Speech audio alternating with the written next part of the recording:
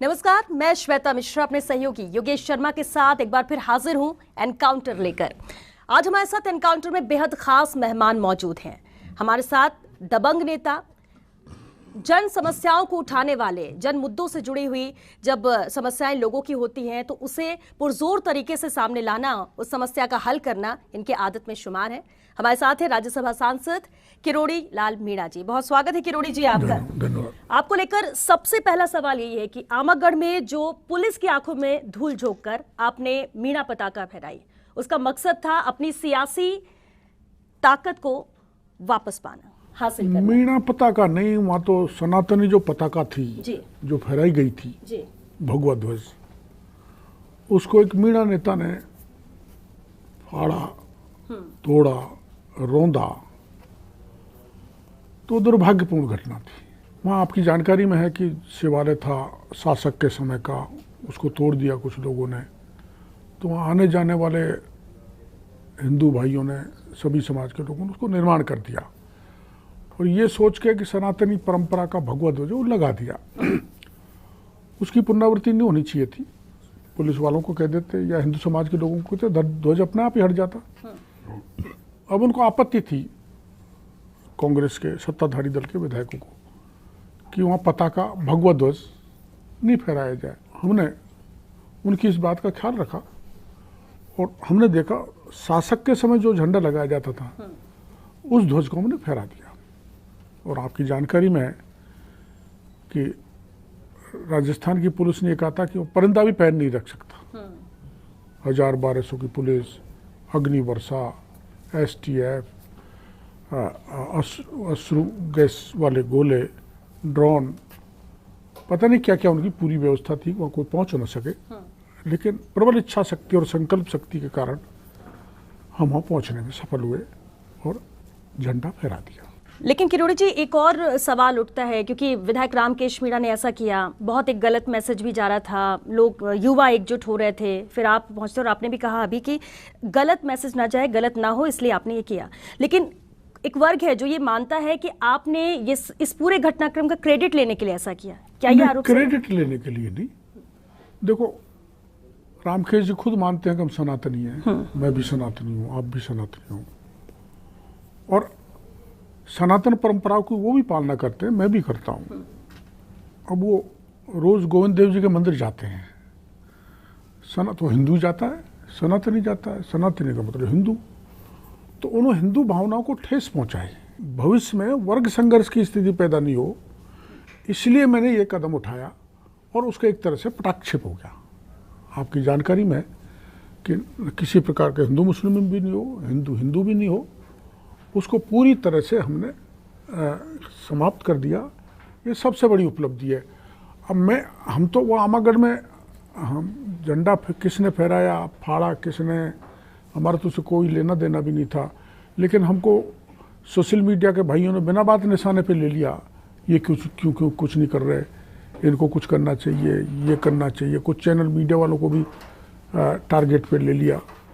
तो बिना बात का भाईचारा खत्म नहीं हो, सद्भावना समरसता बनी रहे, इस दृष्टि से हमने वहाँ पर ध्वज फहराया था। उसमें कोई क्रेडिट लेने वाली बात नहीं। डॉक्टर साहब, क्योंकि आप तृतीय वर्ष शिक्षित हैं राष्ट्रीय स्वयंसेवक संघ के, तो ऐसा कहा जा रहा है कि RSS के निर्देश मिले आपको, क्योंकि वहाँ जिस तरह हालात पैदा हुए, कांग्रेस विचारधारा के निर्दलीय विधायक रामकेश मीणा ने भगवा ध्वज हटा दिया और उसके बाद जो हालात बदले, वो कोई ध्वज राष्ट्रीय स्वयंसेवक संघ के स्वयंसेवकों ने नहीं लगाया। और ये बात सही है, मैं उस विचारधारा से जुड़ा हुआ हूँ, तो मेरे को कहने की जरूरत नहीं है। जिस विचारधारा मेरे दिलो दिमाग में कूट कूट कर भरी हुई है, उस विचारधारा राष्ट्र के विरुद्ध में, समाज के विरुद्ध में, हिंदू के विरुद्ध में, सनातनी परंपराओं का अपमान हो, वो मैं बर्दाश्त नहीं कर सकता। इसलिए मेरे ये जहन में आया कि मैं इसका पटाक्षेप कर सकता हूँ, तनाव को कम कर सकता हूँ, इसलिए मैंने काम किया। एक जोखिम लिया आपने।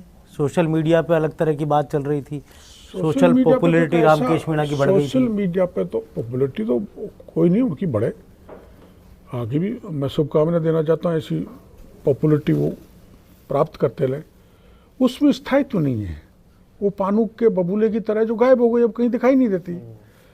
और ऐसी बातों को तूल देकर लोकप्रियता ग्रहण करना मैं तो कम से कम ठीक नहीं समझता, जिससे समाज बटे, भाइयों में लड़ाई हो। मैं ऐसा इसको उचित नहीं मानता। और मेरे खिलाफ आंधी चली तूफान चला सोशल मीडिया पे, लेकिन मैंने उसकी परवाह नहीं की। चाहे सारे लोग के खिलाफ क्यों नहीं हो जाए, लेकिन सनातन परंपराओं का अपमान नहीं होना चाहिए, राष्ट्र समाज में कोई विभाजन नहीं होना चाहिए। इस दृष्टि से मैंने काम किया। किरोड़ी जी, आप जनहित के मुद्दों को लेकर सिविल लाइंस में घुस जाते हैं। आप बीजेपी के सांसद हैं, पुलिस को चकमा देते हैं, सीएम भी आपसे मिलकर आपकी बात को सुनते हैं। जानना ये चाहेंगे कि सियासत क्या है जो आपको सिविल लाइंस में जाने से कभी रोकती नहीं? पुलिस चकमा, देखो ऐसा है कि और पुलिस से हम टकराए भी बहुत हैं। मेरे पे 1 दर्जन बार लाठीचार्ज हो चुके। एक बार तो ऐसा लाठीचार्ज हुआ कि मैं मृतप्राय पुलिस छोड़ गई थी, और उसके लिए मेरे को 2 बार अमेरिका इलाज के लिए जाना पड़ा। उस बीमारी से मैं आज भी परेशान रहता हूँ, कभी कभी चक्कर आ जाते हैं। और मैंने मेरे जीवन में 566 आंदोलन किए हैं और 138 मुकदमे लगे हैं। 138वां अब लगाए आमागढ़ का, और 28 बार गिरफ्तार हुआ हूँ, 17 बार जेल गया हूँ जनहित के मुद्दों के लिए। लेकिन अब हिंसा को कोई स्थान नहीं है। हम 1500 की पुलिस से टकराए, वो ठीक नहीं था। वो युक्ति यही थी कि किसी रास्ते से, और केवल इतना इंटेंशन था कि सरकार का ध्यान आकर्षित हो जाए, जनता को पता लग जाए, सरकार के अधिकारी, सरकार एक्टिव हो जाए। सरकार एक्टिव हुई। हमारे उस कदम के बाद में सरकार ने वहाँ शिव जी के दर्शन खोले, पूजा हुई, गोलमा पूजा करके आई। उद्देश्य इतना ही होता है। बाकी हम कोई लोकप्रियता करें, क्रेडिट लें, ऐसी कोई बात नहीं होती। और आपको पता है कोरोना में अनाथ बहुत हुए थे। अनाथ को विभिन्न स्टेट्स ने मदद की थी, पैकेज दिया था, हमारी सरकार नहीं दे पाई थी। इसलिए मैं 51 अनाथ लोगों को लेके मुख्यमंत्री जी के बिल्कुल दरवाजे पर पहुंच गया था। और उसका पर्पज इतना ही था कि मुख्यमंत्री और सरकार का, अधिकारियों का ध्यान आकृष्ट करना। और पुजारी मामले में क्या था? उसका परिणाम यह हुआ कि मुख्यमंत्री जी को मैं धन्यवाद देना चाहूँगा आपके चैनल के जरिए कि राज्य भर के अनाथों को उन्होंने एक पैकेज दे दिया। ठीक है, ये आपने कहा कि अगर ऐसा नहीं करते तो शायद ध्यान नहीं जाता। लेकिन पुजारी वाले मामले में क्या हुआ जब सिविल लाइंस पे? पुजारी मामले में तो एक बड़ा मामला है। दरअसल में क्या है, एक आंकड़े के अनुसार 30,000 जो बीघा जमीन है अपने राज्य में, उसमें 18,000 बीघा जमीन पर मंदिर मार्ग की जमीनों पर कब्जा है। और ये कब्जा वाला ही पुजारी था। षड्यंत्र के तहत मारा, मर गया, क्या टॉर्चर यातनाएं दी, जो मर गया।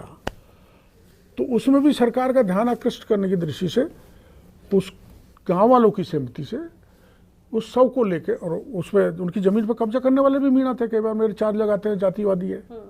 नहीं, हम अन्याय के खिलाफ लड़ते हैं, कोई भी हो। तो मीणा थे, मृतक बेचारा पुजारी ब्राह्मण था, तो उसके शव को लेकर सरकार का ध्यान आकर्षित करने की दृष्टि से बैठे थे। लेकिन शव के साथ जैसे किया गया, आप रख रहे हो, फिर आप लेके जाते हैं, फिर शव नहीं है, मतलब ऐसा लग रहा था कि दुर्गति शव के साथ हो रही है। ये गलत नहीं लगा आपको? आपका कहना ठीक है, मैं भी ऐसा नहीं होना चाहिए।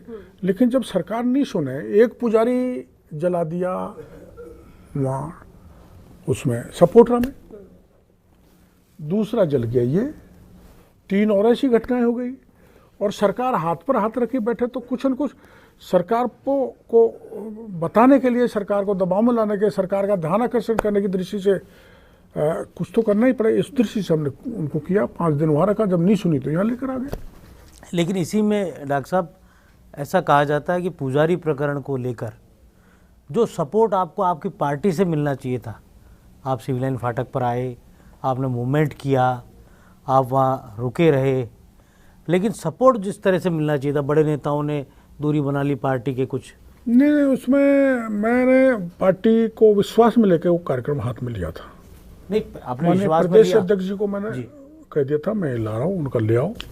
और पार्टी के 5-6 MLA, MPs और संगठन के सभी लोग वहाँ पर पहुंचे थे धरने में। ऐसी बात नहीं है। 3 दिन तक जो धरना चला सिविल लाइन फाटक पर, पूरी पार्टी जुड़ी उससे। आपका खुद का एक व्यक्तित्व था जिसके कारण वो मुख्यमंत्री ने आपसे बात की? देखो, व्यक्ति पार्टी विचारधारा पार्टी के सामने गौण होता है। मैं एक कार्यकर्ता हूँ, ये बात ठीक है कि मेरे कुछ इस ढंग के काम करने की प्रवृत्ति ज़्यादा है, पर बिना पार्टी के संबल के, बिना पार्टी के समर्थन के ये सफलता प्राप्त करना संभव नहीं है। पार्टी जुड़ी, पूरे राज्य में दबाव बना, तो मुख्यमंत्री जी ने बात की और एक पैकेज और एक आश्वासन पूरे दे दिया। सरकार ने कहा है कि हम पूरी मंदिर माफी की जमीन जितनी भी उसकी कमेटी बनाएंगे, कानून लाएंगे, पंजाब की तर्ज पर जहाँ गुरुद्वारों की जमीन पर कब्जा हो गया था।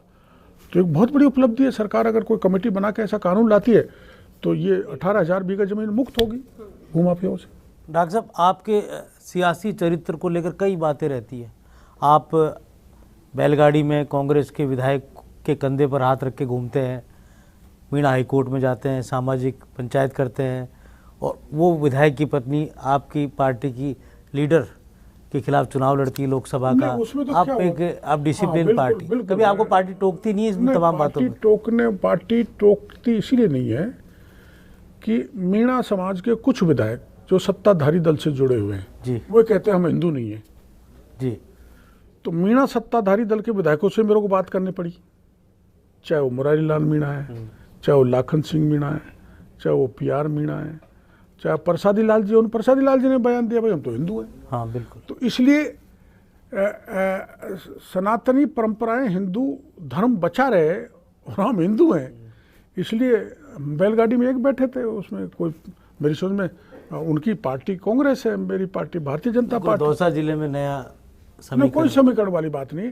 यही है कि जो कुछ लोग जिनका दिमाग इतना दूषित हो चुका है कि वो अपने आप को हिंदू कहने में ही मना कर रहे हैं, शर्म आ रही है, तो उसी समाज के लोगों को, चाहे वो कांग्रेस में, लेकिन उनको मैंने बात करी, उनको जोड़ा कि भाई चलो बैलगाड़ी में आप नारे लगाओ, हम सब हिंदू एक है। तो यही हुआ। बिल्कुल, योगेश जो सवाल कर रहे हैं उसी से जुड़ा हुआ सवाल है। मीना हाईकोर्ट से कई बार आवाज़ बुलंद होती है कि जैसा विकास पश्चिमी राजस्थान में हुआ वैसा पूर्वी राजस्थान में नहीं हुआ। केंद्र में आपकी सरकार है और पानी की समस्या बहुत ज़्यादा है, ईस्टर्न कैनाल को लेकर भी मांग उठती रहती है, और मंत्री भी जबकि गजेंद्र सिंह शेखावत हैं, बिल्कुल आपके ही हैं। ये बात अलग है कि वो पश्चिम राजस्थान से आते हैं, पूर्वी से नहीं आते। विकास को लेकर कहीं ना कहीं इंतजार पूर्वी राजस्थान कर रहा है, वजह क्या? श्वेता जी, भारत सरकार ने, मोदी जी ने, गडकरी जी ने एक ऐसा प्रोजेक्ट पूरी राजस्थान को दिया है, दिल्ली मुंबई एक्सप्रेस हाईवे, जो अलवर में, दौसा में, सवाई माधोपुर में, कोटा हुआ तो जाएगा। ये बहुत बड़ा प्रोजेक्ट है, बहुत बड़ी देन है, ये लाइफ लाइन है हमारे इलाके के लिए। और ये 75 साल की आज़ादी के बाद पहली बार हुआ है। और मोदी जी जब वहाँ मीणा हाईकोर्ट में आए थे सभा करने के लिए, तो मैंने उनको कहा था, उन्होंने ये दिया। लेकिन ये और भी बड़ी लाइफ लाइन है ERC की, पूर्वी राजस्थान नहर परियोजना। चंबल का पानी बहकर बेकार जा रहा है वर्षों से, वो आए, और जाते जाते वसुंधरा जी ने 13 जिलों की प्लानिंग बनाई थी, योजना बनाई थी, जो भारत सरकार को भेजी है। अब इसमें एक दूसरे पर बयानबाजी हो रही है। मैं इसका पक्षधर हूं कि वो राष्ट्रीय परियोजना घोषित होनी चाहिए, क्योंकि अकेले राज्य सरकार के बस की बात नहीं है 37,000 करोड़ रुपए लगाना।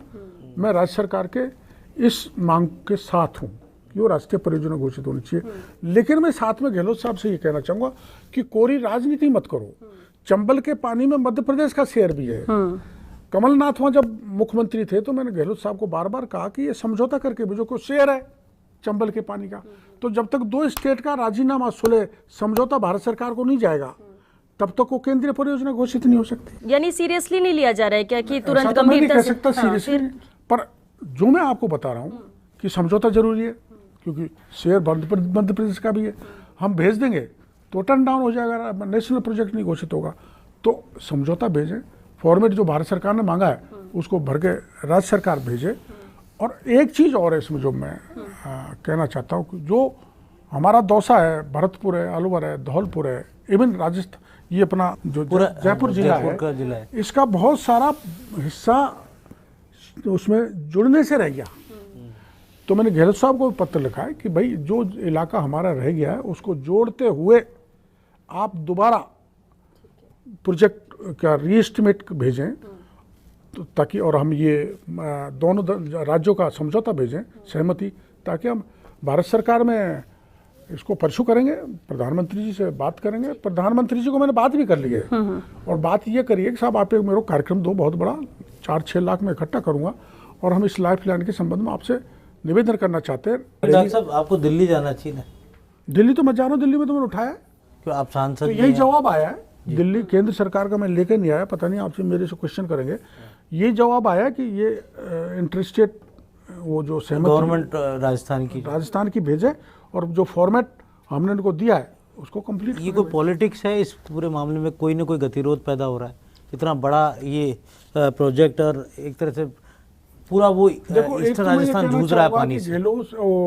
प्रधानमंत्री जी यहाँ पधारे थे तो उनकी जानकारी में हमने ERC भी डाली थी, वसुंधरा जी ने डाली थी, तो उन्होंने कहा मैं इसका परीक्षण कराऊंगा। उन्होंने ये नहीं कहा था कि मैं इसको राष्ट्रीय परियोजना घोषित कर दूंगा। सवाल एक अहम ये कि मीणा हाईकोर्ट शब्द क्या उचित है? कई बार इसको लेकर सवाल भी उठता है, क्या आपको लगता है ये उचित है? ये तो चल गया, उचित नहीं होना चाहिए।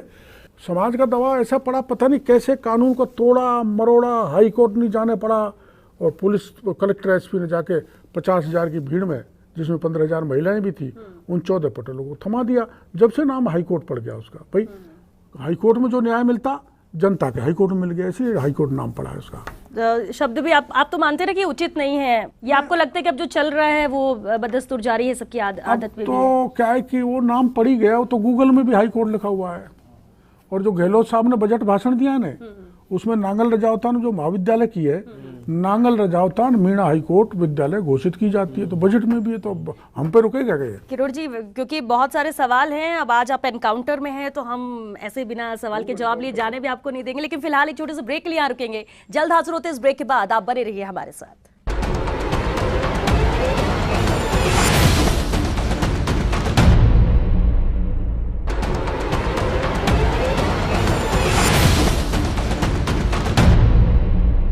ब्रेक के बाद एक बार फिर आप सभी का बहुत स्वागत है एनकाउंटर में। हमारे साथ खास मेहमान राज्यसभा सांसद किरोड़ी लाल मीणा जी लगातार बने हुए हैं और ये एनकाउंटर भी। एक बात मैं क्लियर करना चाहूंगा कि हाईकोर्ट होता है, माननीय न्यायालय, उच्च न्यायालय का कोई स्थान नहीं ले सकता। पर चूंकि वो फैसला जनता ने किया था, जनता की अदालत में होता, इसलिए वैसे उसका नाम प्रचलन में आ गया, वो हाईकोर्ट नहीं हो सकता। कांग्रेस मानती है किरोड़ी जी कि बीजेपी में 10 CM फेस हैं। PCC चीफ गोविंद सिंह डोटासरा भी ये बात कह चुके हैं, तो क्या आप भी उन 10 में से एक चेहरे हैं? नहीं, मैं तो नहीं हूँ। बिल्कुल नहीं मानते आप अपने आप को? नहीं, देखो हर कौन मुख्यमंत्री, प्रधानमंत्री, मंत्री नहीं बनना चाहता, लेकिन मैं उस रेस से बाहर हूँ। उस रेस में आप नहीं मानते, लेकिन रेस तो चल रही है इन चेहरों की जो आए दिन बयान आते रहते हैं। दूसरे हैं कार्यकर्ता बहुत आगे, नई पीढ़ी है, वो तो पार्टी हाईकमान तय करता है, लेकिन अच्छा है नए लोग, पोटेंशियल लोग, ज्यादा कंपटीशन अंदर ही हो गया है। लेकिन डॉक्टर साहब, पूर्व से लेकर दक्षिण तक, साउथ राजस्थान और ईस्टर्न राजस्थान और भी कई इलाके हैं, ट्राइबल सब तरफ है, रिजर्व सीटें हों और ओपन सीट से भी, जनरल सीट से भी चुनाव ट्राइबल जीतते रहे, तो क्यों नहीं आदिवासी मुख्यमंत्री हो? 13.5% ट्राइबल है, क्यों नहीं हो आदिवासी मुख्यमंत्री? राजस्थान में 13.5%। अभी मंत्रिमंडल का विस्तार हुआ, मोदी जी ने नया मंत्रिमंडल बनाया, नए लोगों को लिया, राजस्थान से कोई ट्राइबल फेस को नहीं लिया। आप जैसा सशक्त चेहरा है संसद में, देखो वो नहीं तो लिया। पार्टी का, मोदी जी का निर्णय है, पर शायद मेरे को इसलिए नहीं लिया होगा कि ढलती उम्र में अब कोई नया आदमी, आप आमागढ़ चढ़ रहे हो, ढलती लंबी रेस के घोड़े, आप ढलती उम्र में आमागढ़ चढ़ गए। वो मेरी प्रबल इच्छा शक्ति, संकल्प का परिणाम है। मैं तो अब भी चढ़ सकता हूँ और भी चढ़ूंगा। अभी तो मैंने मीणा हाईकोर्ट में घोषणा कर दी, अभी तो बहुत सरकार को इधर से उधर घुमाऊंगा। अभी मैं 21 तारीख को तिरंगा यात्रा निकाल रहा हूँ, जो लाल सोट के रामगढ़ पचवाड़ा से करीबन 50 किलोमीटर दूर खोगंग में हम जाएंगे, तिरंगा फहराएंगे। जुनून है, जज्बा है। वो तो आपकी उस यात्रा को लेकर कई सवाल है। एक समुदाय विशेष ने भी कॉल किया है धरने का, उस मामले को, लोकतंत्र में अधिकार है उनका, लेकिन हम किसी समाज के विरोध में नहीं जा रहे। हम तो अगस्त में अगस्त क्रांति हुई थी, तो एक तिरंगा उसमें खोगंग में फहरा दें, क्योंकि वहाँ एक शासक हुआ था जिसने राष्ट्र के सम्मान की, समाज की लड़ाई लड़ी थी, तो उस दृष्टि से आ रहे हैं। हम उनका विरोध करने के लिए नहीं आ रहे।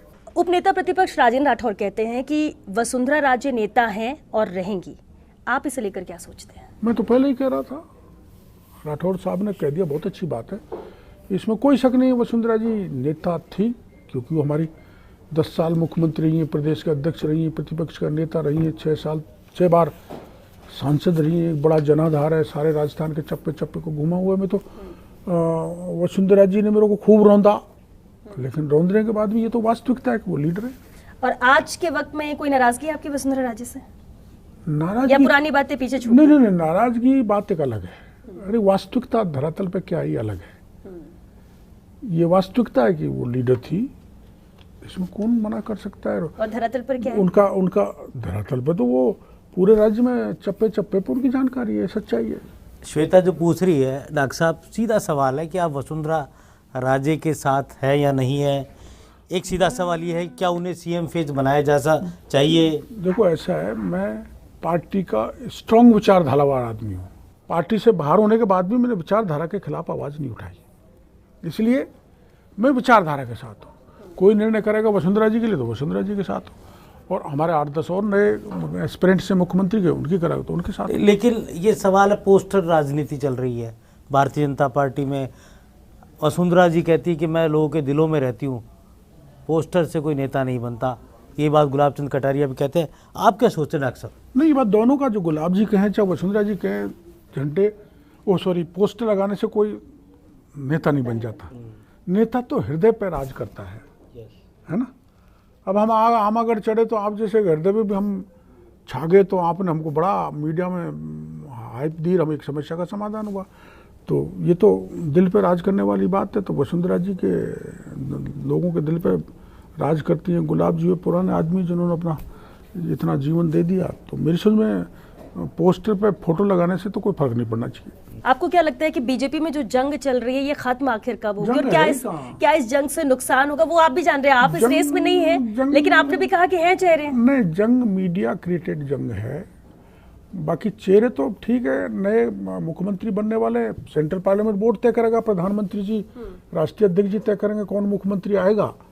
लेकिन आपस की जंग नहीं है। जंग देखो, हम वसुंधरा जी के पक्ष में बोले, गुलाब जी भी बोल गए, राठौड़ साहब भी बोल गए, तो सब एक ही बोल गए। ये तो प्रहलाद जी भी बोल गए, गुंजल साहब। तो ये और हम तो वसुंधरा जी क्या, मैं तो गुलाब जी के पक्ष में भी बोला हूँ कुछ दिन पहले, गजेंद्र जी के पक्ष में बोला हूँ, बड़ला जी के पक्ष में बोला हूँ। हम तो मतलब ऐसा मीडिया द्वारा क्रिएट किया हुआ लगता है मेरे को। तो हमारा आपस में कोई जंग है नहीं पार्टी में। जंग तो कांग्रेस में है, और कांग्रेस बोलती है बीजेपी में। ना बड़ा जबरदस्त शीत युद्ध है। आप ये मानते हैं कि जो जंग है वो कांग्रेस में है, बीजेपी में सब कुछ समान है, सब एक साथ है, कोई रेस नहीं, ये मान लीजिए? ना, ऐसा नहीं है। बीजेपी में जंग हल्की फुल्की होगी, बिना जंग के तो काम चलता ही नहीं। मैं ये नहीं कहता पूरी तरह से नकार दिया जाए, बीजेपी में नहीं है, होता ये पद के लिए भाग दौड़ तो छोटा मोटा। पूर्वी राजस्थान में जो पिछला विधानसभा चुनाव था, गुर्जर मीणा वोट साझा तौर पर एक साथ आए थे, इसका असर पड़ा। कांग्रेस को सीटें बहुत अधिक मिली, और ये कहा भी गया कि सचिन पायलट ने इसको लेकर एक उनकी टीम ने रणनीति बनाई थी, और जिसका लाभ कांग्रेस को वहाँ पर हुआ। आप बीजेपी के नेता हैं और पूर्वी राजस्थान के सबसे बड़े नेता आप कहे जाते हैं, खासतौर से अपने समाज के भी और पार्टी की भी। कैसे सचिन पायलट की इस रणनीति को आप भेद पाएंगे? क्योंकि नहीं, देखो ऐसा है, मैं तो लास्ट में पार्टी ज्वाइन की थी, कोई मेरी पुरानी, मैं 4 साल से तो मैं बाहर था। आप किताब में थे? हाँ, किताब में था मैं।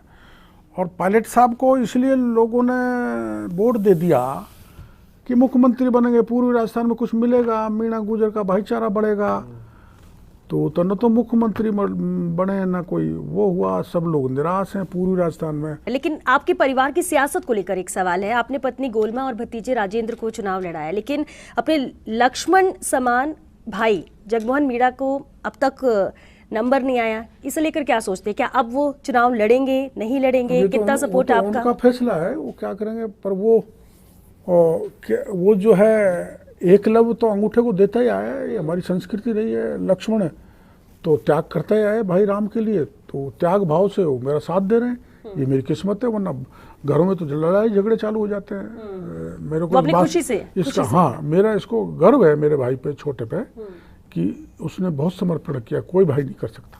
डॉक्टर साहब, लेकिन फिर भी एक मन में टीस रहती, क्योंकि राजनीतिक महत्वाकांक्षाएं, इच्छाएं, लंबे समय तक वो आपके साथ रणनीति बनाने का काम कर रहे हैं। मेरा मैंने असेस किया है, कोई राजनीतिक इच्छाएं नहीं है। वो तो ठीक है, कुछ मेरी लापरवाही, मेरे गलत निर्णयों के कारण वो इस राजनीति के दलदल में फंस गया। पर इसका मेरे को दुख है कि मैं उनके समर्पण के बराबर तुच्छ भी नहीं दे पाया उस व्यक्ति को। बीजेपी की भावी चुनावी रणनीति के मद्देनजर आप क्या कहना चाहते हैं?